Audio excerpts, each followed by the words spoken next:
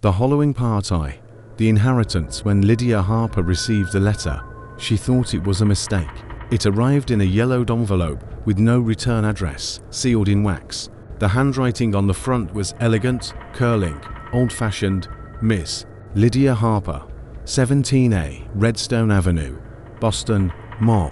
Inside was a single sheet of thick parchment paper. You are the sole heir to the Harrowick estate, located at 403 Granger Road, Vermont. You are invited to collect your inheritance in person. Legal arrangements have been made. Keys await you there. Sincerely, Gideon Vale. Executor. Lydia stared at the letter for a long time. Harrowick. She didn't know anyone in Vermont.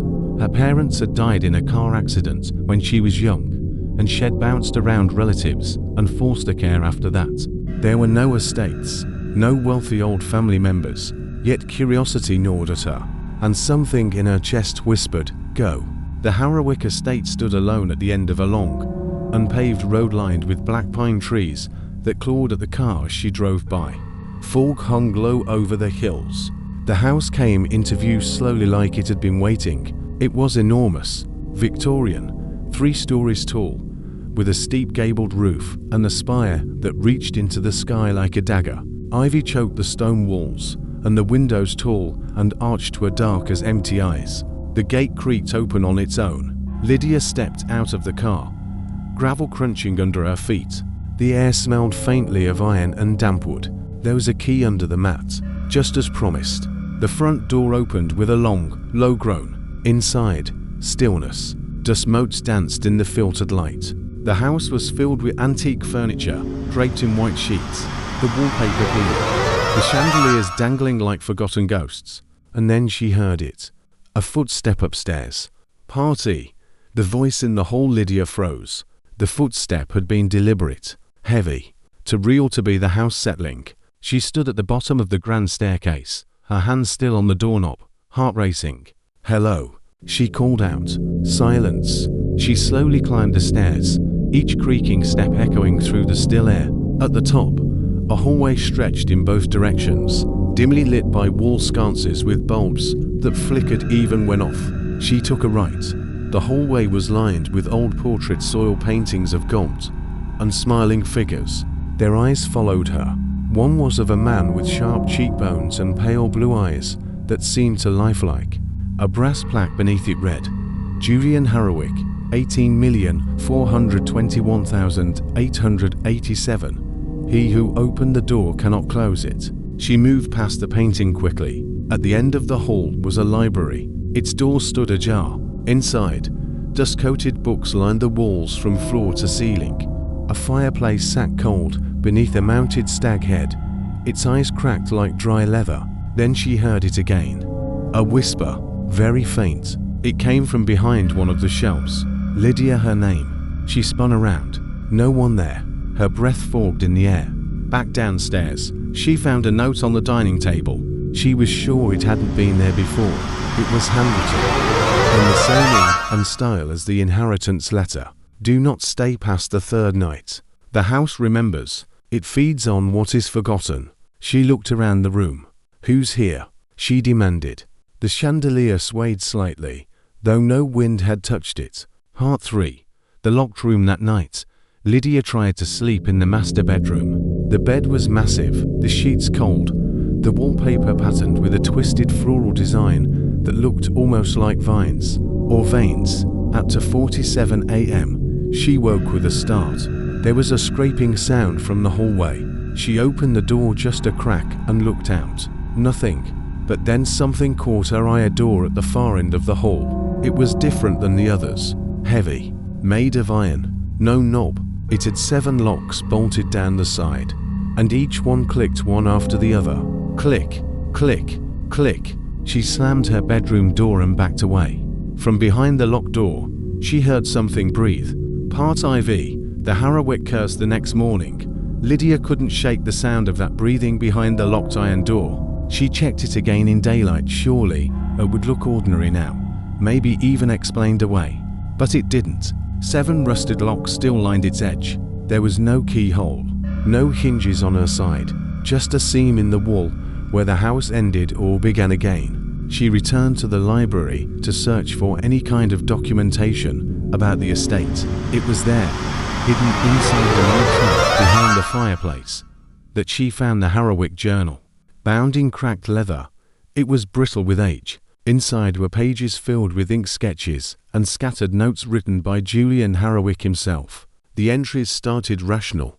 Construction of the eastern wing is complete. The cellar remains damp, despite drainage. The land resists our progress. But soon, the tone turned manic. Voices now echo behind the walls.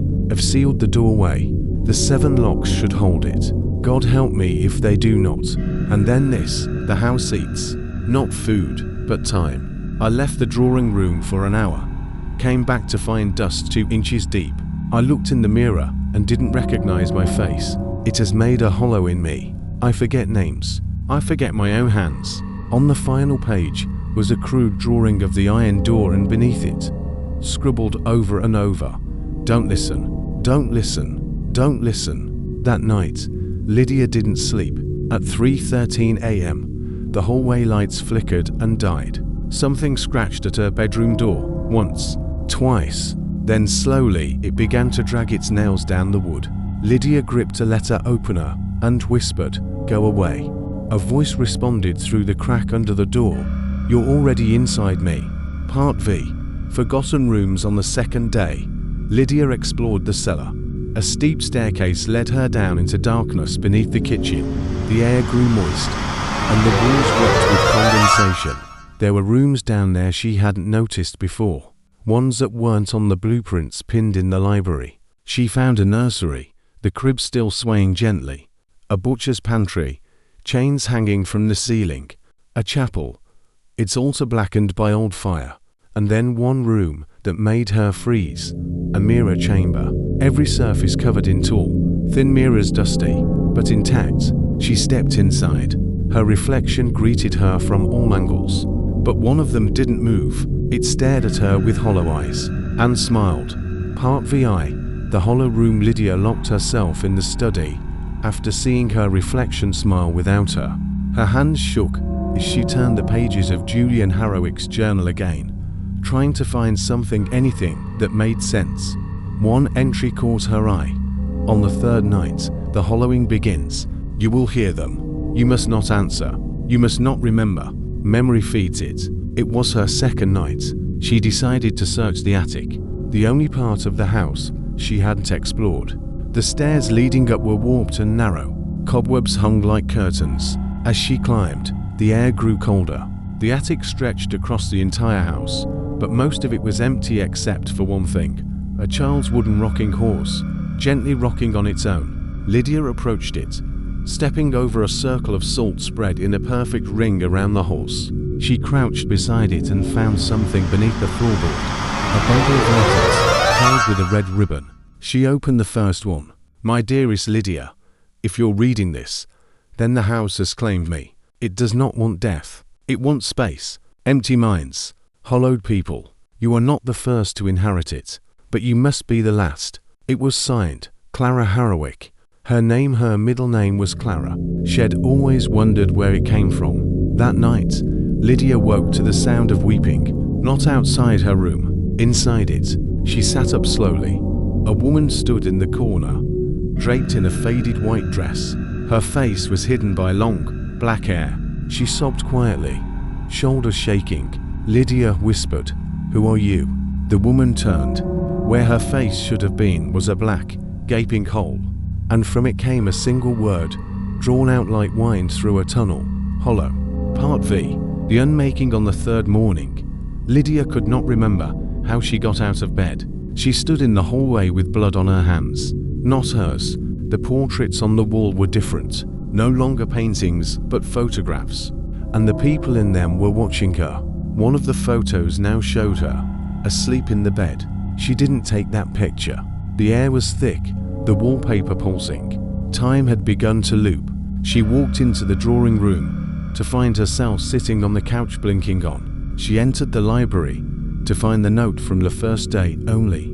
It was now old and curled with age. On the piano was a music sheet, the tempo, Lullaby for the Forgotten, unwritten beneath it. She is almost ready. Part 8. The third night the house no longer pretended. The air was heavier now, charged with a thick, vibrating silence. Walls that once stood still now breathed, wood warped and moaned in unnatural rhythms. Shadows didn't move with the light anymore, they moved with her. Lydia tried to leave. She packed her bag, ran to the front door. It was gone. Where the entryway had been was now just another hallway. Endless, bending slightly, impossibly, upward. She ran for what felt like an hour, only to return to the same library, books rearranged, open to pages written in a language she couldn't read. The house was folding in on itself, and she was inside the fold. She began losing time. Minutes, then hours. She found herself standing at the foot of the iron door again. 6 locks hung open. Only one remained. The final seal. She hadn't touched it. Something else had.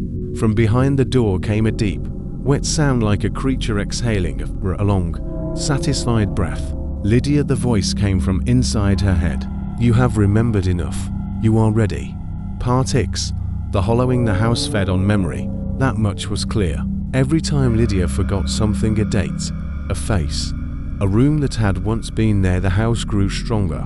It whispered through the mirrors, through the pages of old books, through the cries of the faceless woman in white.